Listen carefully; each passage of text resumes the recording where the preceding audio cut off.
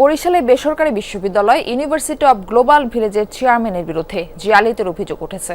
অন্যের জমি নিজের দেখিয়ে রেজিস্ট্রি করেছেন বিশ্ববিদ্যালয়ের ট্রাস্টের নামে। যমুনার অনুসন্ধানে এই জালিয়াতির প্রমাণও মিলেছে। অভিযোগ আছে, আওয়ামী লীগ সরকারের আমলে প্রভাবশালী নেতাদের প্রভাবে হয়রানি করেছেন প্রতিষ্ঠানের অংশীদারদেরও। বিস্তারিত কাউসার হোসেনের প্রতিবেদনে থাকছে। বিজলি কেবলসের স্কিন কোটেড ইনসুলেশন আগুন প্রতিরোধী। বিজলি কেবলস, নিরাপদ আজীবন।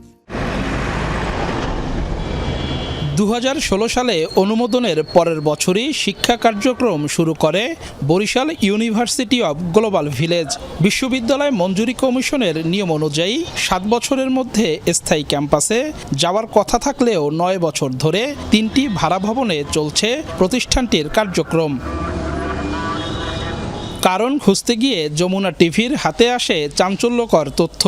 2011 সালের 16 November university of global village ট্রাস্টের নামে 4% জমি রেজিস্ট্রি করেন প্রতিষ্ঠানটির চেয়ারম্যান ইমরান চৌধুরী। রেজিস্ট্রিকৃত দলিলে উল্লেখ করা হয়, বরিশাল সদর উপজেলার ইসাকাঠি মৌজার 1350 নম্বর এসে খতিয়ান এবং 1045 দাগ নম্বরের ওই জমির মালিক ছিলেন ইমরান নিজেই। অনুসন্ধানে দেখা যায়, ইসাকাঠি মৌজার 1350 নম্বর এসে খতিয়ানের 4% জমিতে বসবাস করছেন জেসমিন বেগম নামের একজন স্কুল শিক্ষিকা। 25 বছর আগে জমিটি কেনেন তিনি। আর 1045 দাগ নম্বরের পুরো জমিটি গণপূর্ত বিভাগের, যেখানে বরিশাল বিভাগীয় সদর দপ্তর অবস্থিত। জেসমিন বেগম তিনি এসে 1350 খতিয়ানের 1065 নং দাগের 4% জমি তিনি নিয়মিত ভূমি উন্নয়ন কর পরিশোধ করে যাচ্ছেন। 1045 দাগ নম্বরের যে জমিটা, এটা হচ্ছে আমাদের যে বিভাগীয় কমিশনারের কার্যালয় আছে এবং ওখানে ডিআইজি মহোদয়ের যে কার্যালয়। 2000 সালে আমার হাজবেন্ড আমার নামে কিনছে, আমরা রেকর্ড করাইছি আমার নামে। তারপর রেকর্ডের পর এই অনলাইন খাজনা পর্যন্ত আমার দেয়া।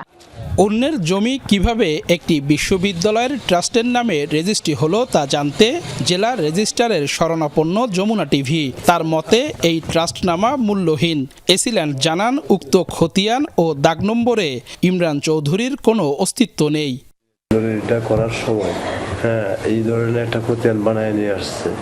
1350 খতিয়ান ঠিক আছে, উদ্দেশ্য দাগে 1065 জায়গা 1045 লাগাইছে। 1350 নং খতিয়ানের মালিক আর ট্রাস্টের যিনি দাতা এক ব্যক্তি নয়। 1045 দাগের এসে মালিক ছিল একজন হিন্দু ভদ্রলোক।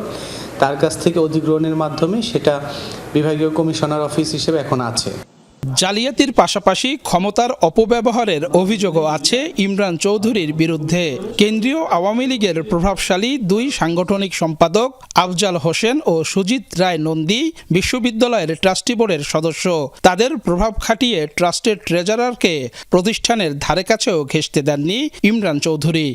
আমাদের মূল ট্রাস্টি যারা আমরা ছিলাম, সেখানে আমাদের ধরেন আমরাই ছিলাম, কিন্তু পরবর্তীতে যারা ইনক্লুড হয়েছে ফ্যাসিস্ট সরকারের ধরেন যে বরিশাল বিভাগের যে সাংগঠনিক সম্পাদক ছিলেন যে অ্যাডভোকেট আফজাল হোসেন, ওই যে পটুয়াখালী বাড়ি তার বাবু সুজিত রায় নন্দী, এরাই মূলত এদের পৃষ্ঠপোষকতাই আমাকে আজকে ধরেন এই প্রতিষ্ঠান থেকে মনে করেন বের করে দেওয়ার পায়তারা চলছে। জমির জালিয়াতি ও ক্ষমতার অপব্যবহারের অভিযোগের বিষয়ে ট্রাস্টি চেয়ারম্যান ইমরান চৌধুরীর বক্তব্য জানতে বিশ্ববিদ্যালয়ে গিয়ে তার দেখা পাওয়া যায়নি। বন্ধ পাওয়া যায় তার 2টি মোবাইল নম্বরও। এই মুহূর্তে বন্ধ আছে। শিক্ষা কার্যক্রমের বাইরে কিছু জানা নেই উপাচার্যের।